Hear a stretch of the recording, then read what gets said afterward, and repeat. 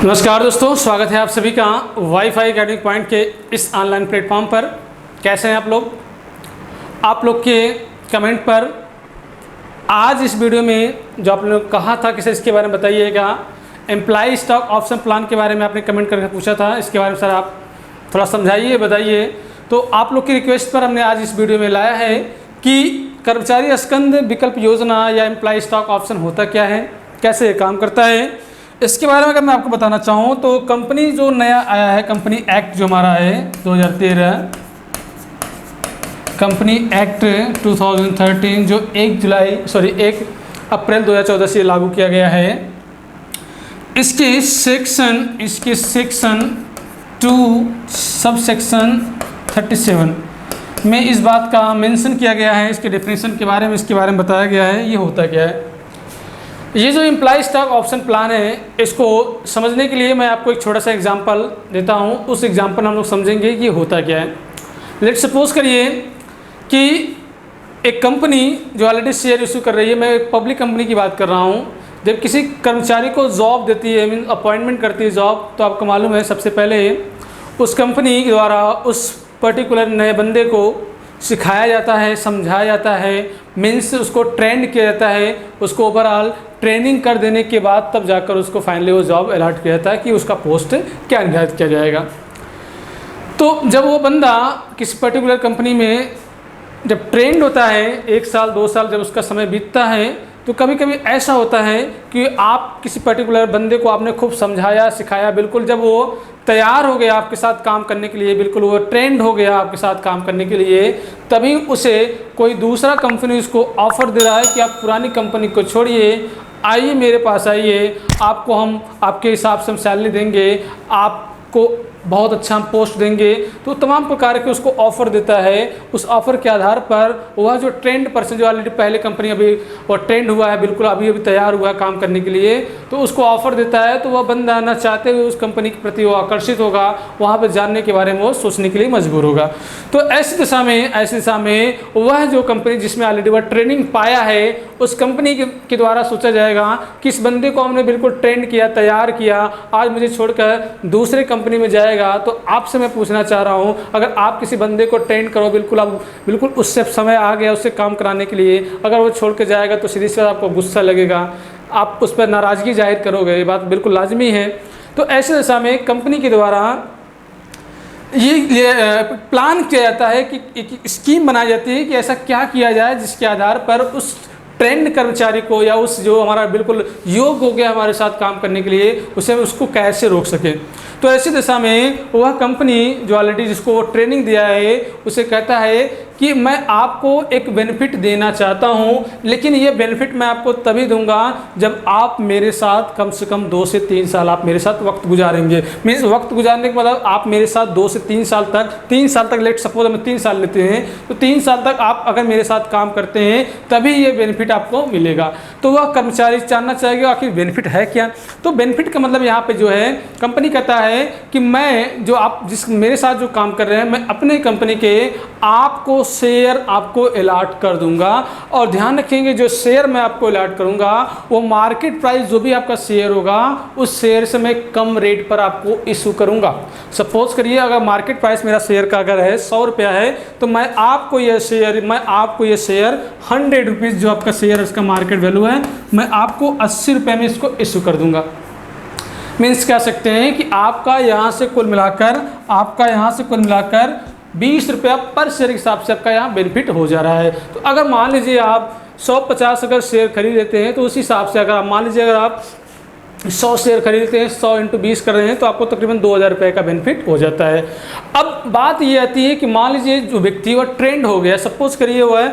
1 साल 1.5 साल या उसको हम 2 साल मान लेते हैं, 2 साल तक वो व्यक्ति आपके यहाँ ट्रेंड हो गया है, बिल्कुल हो गया है। अब वो कंपनी के द्वारा जो ऑलरेडी दूसरी कंपनी उसको ऑफर कर रही है कि आप मेरे पास आ जाओ, तो ये जो बंदा जो ट्रेंड हो गया वो सोचेगा क्यों, मैं 2 साल तो ऑलरेडी इस कंपनी को दे चुका हूँ, 2 साल दे चुका हूँ, 1 साल मैं और देता हूँ तो मुझे इसका अलग से बेनिफिट मिल जाएगा, मैं क्यों वहाँ पे जाऊँ, जो वहाँ से मिल रहा मुझे यहीं मिल जा रहा है। तो ऐसी दिशा में वह बंदा जो ऑलरेडी ट्रेंड हुआ है वह उस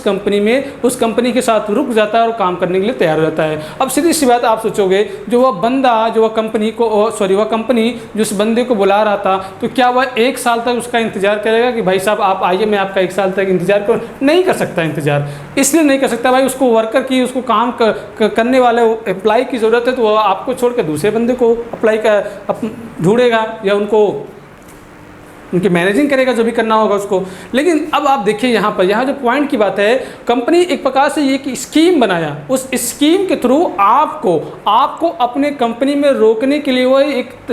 एक स्कीम बना रहा है जिससे आप वो रुक जाओ। अब 2 साल आपका ट्रेनिंग बीत गया, अब 1 साल का होता है। अब 1 साल तक आप पता लगा आप काम किए, जैसे आपका 3 साल हुआ, कंपनी आपके सामने फिर एक प्रकार से एक सपना दिखा देगा, आपको एक प्रकार से एक सच्चाई बता देगा कि अब दूसरा कोई हमारा ई शॉप, जो हमारे इसको हम लोग कभी कभी ई शॉप के नाम से हम लोग इसको जानते हैं, तो आपको दूसरा इस शॉप बता देगा कि अब आप मेरे साथ ये रहेंगे तो आपको ये बेनिफिट मिल जाएगा, आपको ये बेनिफिट मिल जाएगा। तो उस बेनिफिट करते करते वो कुल मिलाकर आपका जो मतलब जानते हैं क्या है, इसका जो मतलब है वो कंपनी चाह रहा है कुल मिलाकर वो आपको अपने संस्था में, अपने बिजनेस में वो रोकना चाह रहा है। अगर कंपनी को लगता है कि ये कर्मचारी बहुत अच्छा है, ट्रेंड बहुत अच्छा है, इसके पास धीरे धीरे एक्सपीरियंस 2 साल का हो गया, ट्रेंड हो गया है, और साथ साथ एक अच्छा खासा इसके पास एजुकेशन है, इसकी कम्युनिकेशन स्टाइल अच्छी है, ओवरऑल आप ऑल तरीके से आप गुड है, तो ऐसी दिशा में वह कंपनी आपको अपनी संस्था में रोकने के लिए एक स्कीम बनाया है। उसी स्कीम को हम लोग एम्प्लॉय स्टॉक ऑप्शन प्लान के नाम से जानते हैं। हाँ, ध्यान रखेंगे, ये जो हमारा कर्मचारी स्कंद विकल्प योजना जो हमारा है, ये हमारा ऐच्छिक है, मीन्स ये उस पर्टिकुलर 10% जो आपका है या जो हमारा एम्प्लॉय है उसके ऊपर डिपेंड करेगा, उसकी रजामंदी पर डिपेंड करेगा। वह इस प्लान को ले भी सकता है अथवा रिजेक्ट भी कर सकता है, ये उसके ऊपर डिपेंड है। कुल मिलाकर एम्प्लॉय स्टॉक ऑप्शन प्लान का जो मतलब है वह कर्मचारियों को, जो ट्रेंड कर्मचारी है वो उनको अपने संस्था में रखने के लिए, जिससे आपसी स्वामी भक्ति की भावना हो जाए, एक अपनत्व की भावना हो जाए, एक प्रकार से सहानुभूति या विश्वास कह लीजिए, उस आधार पर संस्था के प्रति उसका विश्वास बनता जाएगा। धीरे धीरे हो सकता है कि वह कंटिन्यू उसी कंपनी में लगातार काम करना सोचे। अब अगर इसमें इसके डेफिनेशन की बात करें तो ये एक प्रकार से कर्मचारी स्कंद जो विकल्प योजना है एक ऐसी स्कीम है जिसके अंतर्गत पूर्व निर्धारित जो ऑलरेडी जो रेट जो आपका है, ये रेट आपका पहले से निर्धारित किया जाएगा। पूर्व निर्धारित एक ऐसी स्कीम, एक ऐसी योजना है जिसके आधार पर एक कंपनी किसी कर्मचारी को कोई समता अंश को खरीदने के लिए एक प्लान देती है, एक विकल्प देता है कि आप खरीद भी सकते हो और नहीं कर सकते। इसलिए कह सकते हैं हमारा क्या है, एक ऐच्छिक प्लान होता है। हाँ, इसे कभी कभी हम लोग शर्ट इक्विटी शेयर के नाम से भी हम लोग उसको जानते हैं। तो ओवरऑल आपको कहने का मतलब अब आपको समझ में आ गया होगा, कर्मचारी को अपने कंपनी में रखने के लिए कंपनी की स्कीम बनाई है, मतलब कंटिन्यू उसके यहाँ काम करे, इसके लिए एक स्कीम बनाई है। उसी स्कीम को हम लोग एम्प्लॉय स्टॉक ऑप्शन प्लान के नाम से जानते हैं।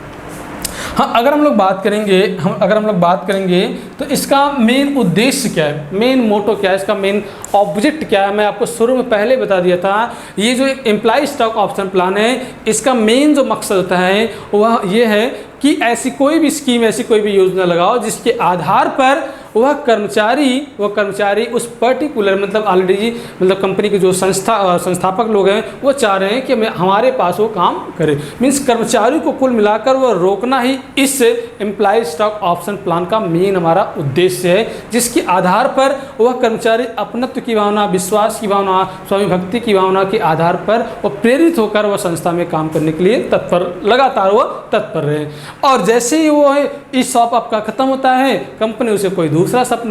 दूसरा उसको ऑफर देती है, जिससे वो उस ऑफर का लाभ उठाने के लिए संस्था के साथ लगातार वह काम करने के लिए तत्पर रहता है। तो इस तरह से इसका मेन बनाया गया। एक चीज़ मैं आपको यहाँ पे जो इंपॉर्टेंट बातें हैं मैं आपको समझा देना चाहता हूँ कि अगर मान लीजिए कोई कंपनी किसी पर्टिकुलर कर्मचारी को इस स्कीम के थ्रू अगर शेयर अलॉट कर दिया है, ध्यान रखिएगा यहाँ मैं बात कर रहा हूँ, अगर शेयर उसको अलॉटमेंट कर दिया है तो अलॉटमेंट के डेट से 1 साल तक, ध्यान रखिए अलॉटमेंट के डेट से 1 साल की मैं बात कर रहा हूँ, 1 साल के अंदर वह कर्मचारी उस शेयर को उस शेयर का ट्रांजैक्शन नहीं कर सकता। मीन्स एक प्रकार से 1 साल तक वो खरीद अथवा बिक्री उसको नहीं कर सकता है। इस पर एक प्रकार से कंपनी अधिनियम के अंतर्गत एक बैन लग गया है कि 1 साल तक आप इस स्कीम के थ्रू दैन ESOP के अंतर्गत अगर आपको कोई शेयर अलॉट किया गया है तो अलॉटमेंट की डेट से 1 साल के अंदर तक आप उस पर्टिकुलर शेयर को खरीद अथवा बिक्री नहीं कर सकते। ध्यान रखने वाली बात है। और ये जो आपका 1 ईयर का जो टाइम पीरियड आपका बीतता है, इसी को हम लोग लॉक